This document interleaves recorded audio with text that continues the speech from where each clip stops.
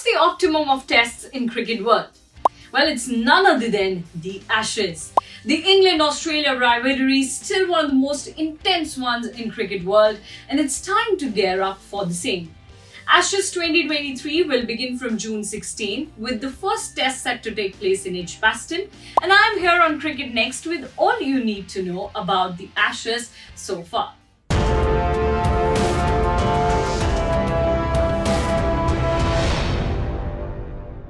Hello everyone, you're watching Cricket Next. We are here to talk about the Ashes, but before we deep dive into some of the fascinating facts about Ashes, tell me, do you know why the series is called by the name of Ashes?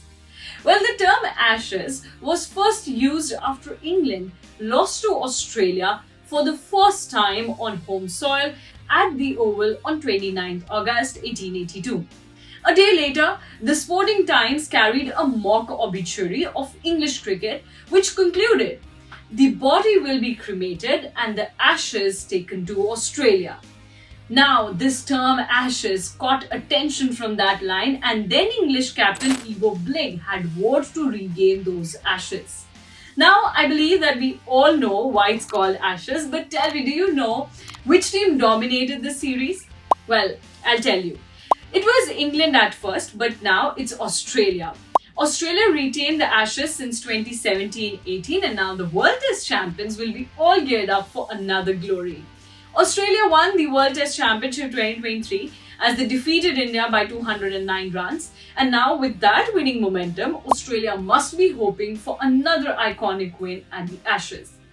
Well, so far, Australian great Don Bradman has scored the maximum runs in Ashes. In 63 innings, he scored 5,028 runs at an average of 89.78. He also has the maximum runs in single series, that's 974 runs.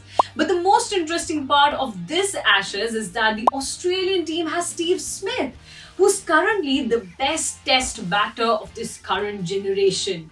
Smith is the fifth highest run scorer in Ashes with 3,044 runs. He has 11 centuries to his name, and in terms of the tons, he is only behind Don Bradman and John Hobbs.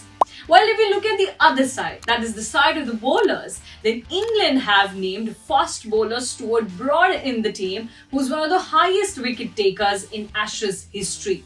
Broad is fourth in the list of highest wicket takers in Ashes, only behind Shane Warne, Glenn McGrath and Hugh Trumbull.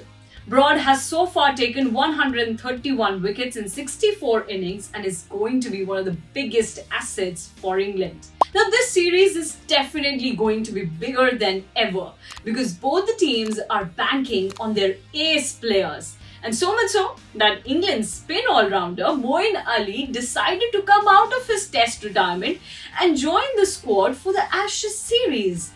Well, it's going to be the ultimate clash of the two big teams. But will baseball stun the world champions? That's the biggest question. Now, what do you think? Tell us in the comment section down below. And let's wait and watch who's going to win this Ashes. But for all the detailed coverage about this Ashes, you stay tuned to Cricket Next.